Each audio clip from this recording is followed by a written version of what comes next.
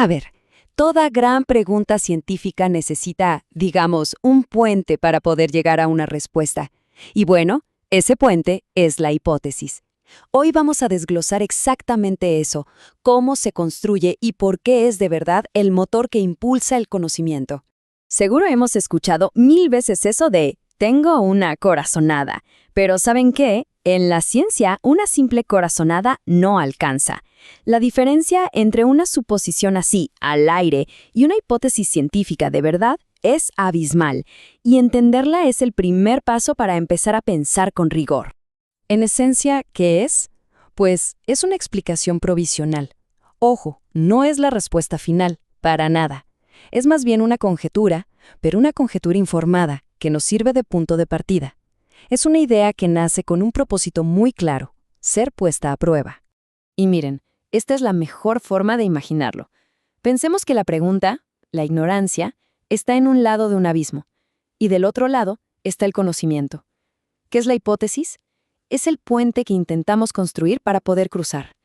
Es la estructura que nos permite, paso a paso, de forma metódica y verificable, pasar de ese no sé a un ok, ahora sé.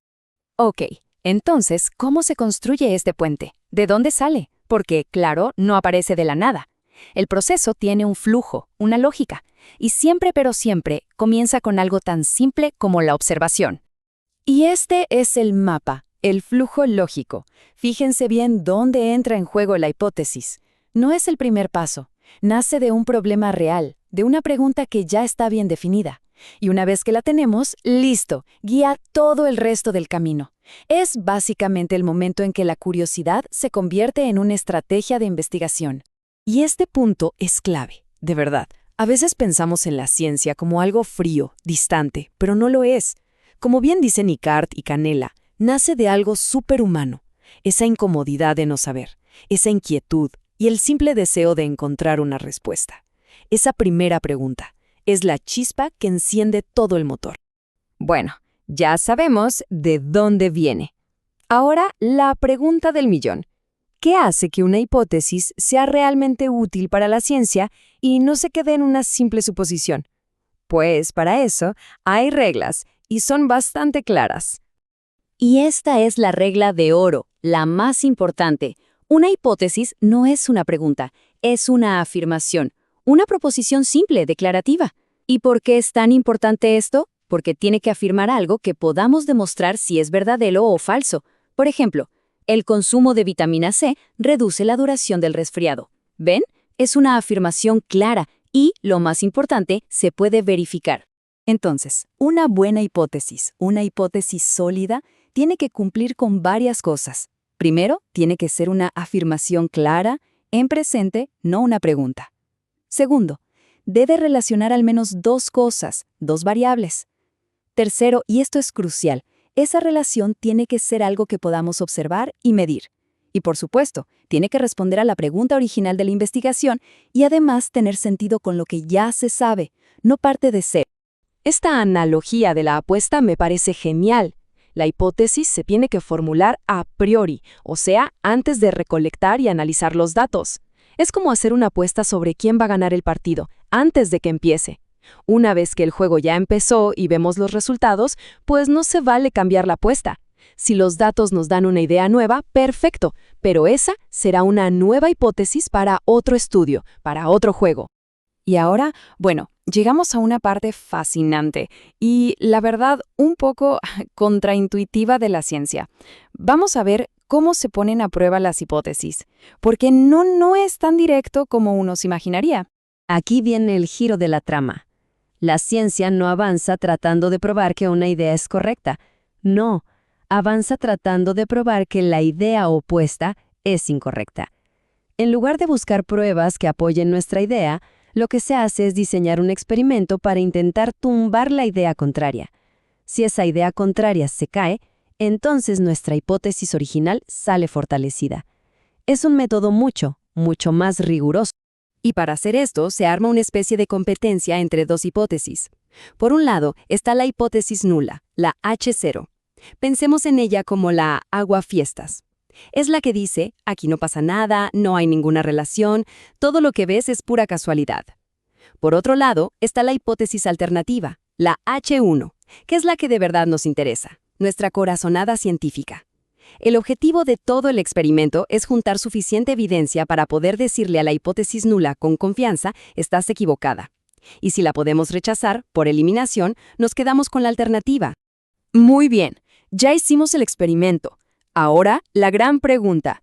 ¿Cómo decidimos si tenemos suficiente evidencia para rechazar a la hipótesis nula?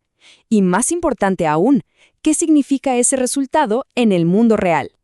Bueno, aquí entra en escena un número famoso, el valor P. Es la clave de todo. Imaginen que es como un medidor de sorpresa. Este número nos dice qué tan sorprendentes serían nuestros resultados si la hipótesis nula, la que dice que no pasa nada, fuera cierta. Si ese valor P es muy, muy bajo, por convención menos de 0.05, significa que nuestros resultados son tan raros, tan poco probables, que es casi imposible que sean por pura casualidad. Y es ahí cuando decimos que el hallazgo es estadísticamente significativo y nos da luz verde para rechazar la idea de que no pasa nada. Pero cuidado, porque hablar de probabilidades no es hablar de certezas. Siempre existe el riesgo de equivocarse. Hay dos formas de meter la pata, como se ve aquí. Un error de tipo 1 es lo que llamamos un falso positivo. Es como cuando la alarma de incendio suena pero no hay fuego. Nos asustamos por nada. Y el error de tipo 2 es un falso negativo, que es peor. Hay fuego, pero la alarma no suena. El gran objetivo de la ciencia es diseñar estudios con muchísima potencia para que la alarma suene fuerte y claro solo cuando de verdad hay un incendio. Y todo esto nos lleva a la recta final. Un resultado estadísticamente significativo en un único estudio no es el final del camino. De hecho, es todo lo contrario. Es apenas el comienzo de la historia.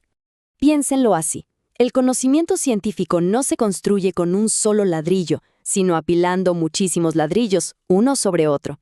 Es la acumulación de evidencia de muchos estudios. Un resultado, por más sorprendente que sea, tiene que ser replicado por otros equipos, en otros lugares. Por eso hay que tener mucho cuidado con esos titulares que anuncian la cura milagrosa basándose en un solo estudio. La ciencia es más paciente que eso. Y para terminar, algunas trampas comunes en las que no hay que caer. Primero, que algo sea estadísticamente significativo no siempre significa que sea prácticamente importante.